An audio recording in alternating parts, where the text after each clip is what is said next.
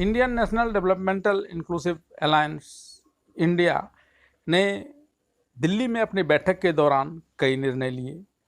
उसमें से कुछ जो निर्णय लिए गए उसकी शुरुआत भोपाल की रैली से होगा, जैसे जाति गणना पर केंद्र की सरकार को घेरना।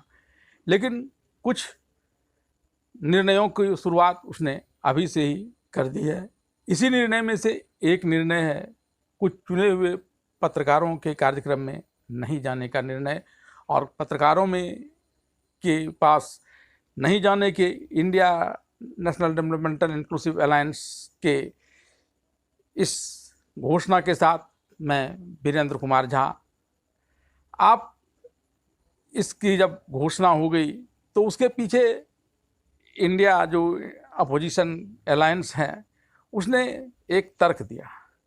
तर्क यह था कि पवन खेड़ा जो उसके सदस्य हैं, मीडिया को देखने वाले हैं, उन्होंने कहा कि 5 बजे के बाद कई चैनलों में नफरत के बाजार सजने शुरू हो जाते हैं और हमारे नेताओं को लेकर फेक न्यूज़ की जाती है और फिर ये नफरत का दौर चलते रहता है। हम इस नफरत को समाप्त करना चाहते हैं और इसलिए हम कुछ चुने हुए पत्रकार, जिसमें 14 की उसने सूची जारी की, उसके कार्यक्रमों में इंडिया के किस घटक दल में से कोई किसी का भी प्रतिनिधि नहीं जाएगा, क्योंकि नफरत मिटेगी तो देश जीतेगा। और ये बातें करते हुए उन्होंने कुछ प्रमुख न्यूज़ एंकर्स के कार्यक्रम में नहीं जाने का फैसला लिया। यह इंडिया गठबंधन का नीतिगत फैसला है, व्यक्तिगत फैसला है, और वह इसे लेने के लिए स्वतंत्र है। और इसके बाद शुरू हो गया, पत्रकारों ने सबसे पहले जिनके ऊपर इस प्रकार के लांछन लगाए गए, जिनका बायकॉट किया गया, उन्होंने इसका विरोध किया। और जाहिर है कि बीजेपी को इसमें कूदना था, वह भी इसमें कूदी। केंद्रीय मंत्री हरदीप पुरी ने इसे इमरजेंसी के दौर से तुलना करते हुए कहा,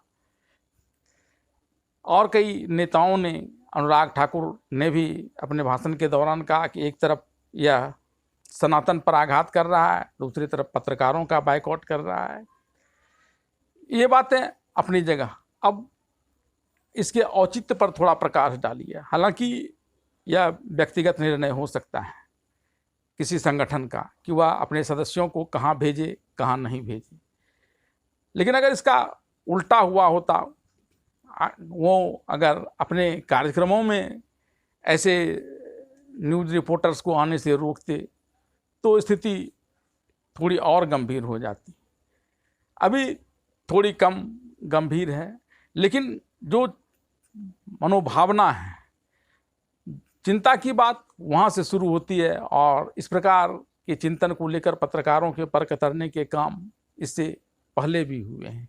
जब हमारे देश पर अंग्रेज़ों का शासन था तो लिंटन के शासनकाल में वर्नाकुलर प्रेस एक्ट लाया गया, और इसमें स्थानीय पत्रकारों को अभिव्यक्ति पर रोक लगाई गई, सिर्फ स्थानीय पत्रकारों पर।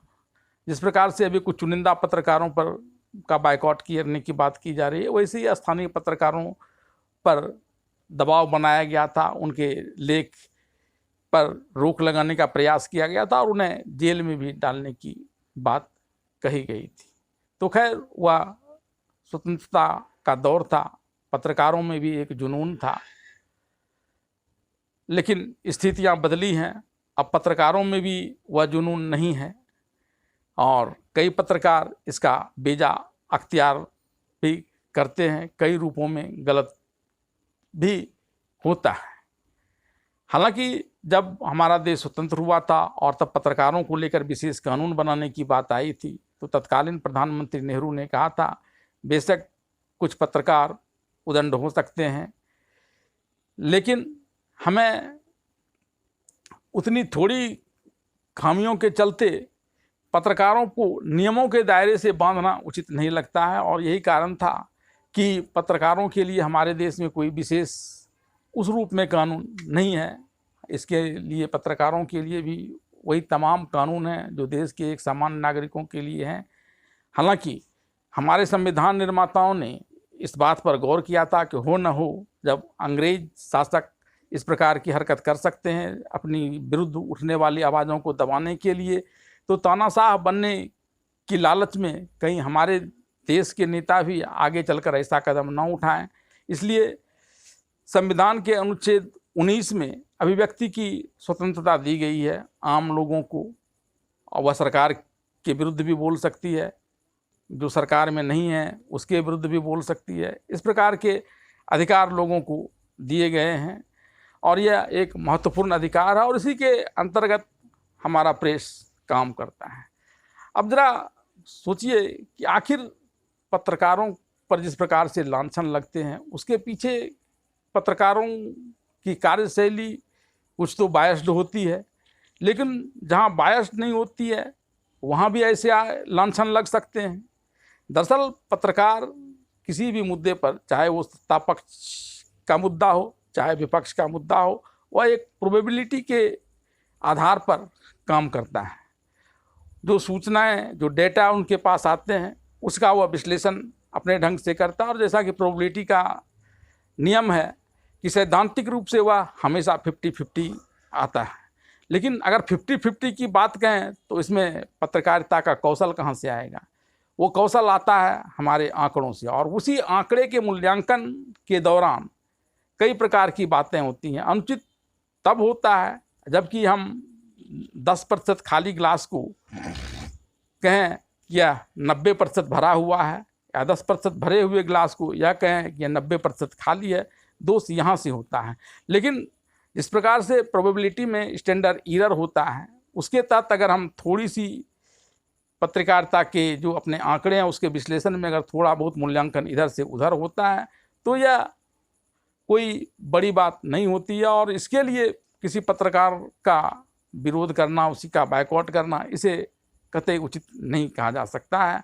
लेकिन इंडिया वाले, गठबंधन वाले उस हर तमाम चीज़ों को करना चाह रहे हैं जिससे उन्हें लगता है कि केंद्र की बीजेपी सरकार को हटाने में उन्हें मदद मिलेगी, चाहे वो मीडिया को बदनाम करने का हो, सनातन धर्म को बदनाम करने का हो, या फिर आगे और भी कुछ ऐसा करने का हो।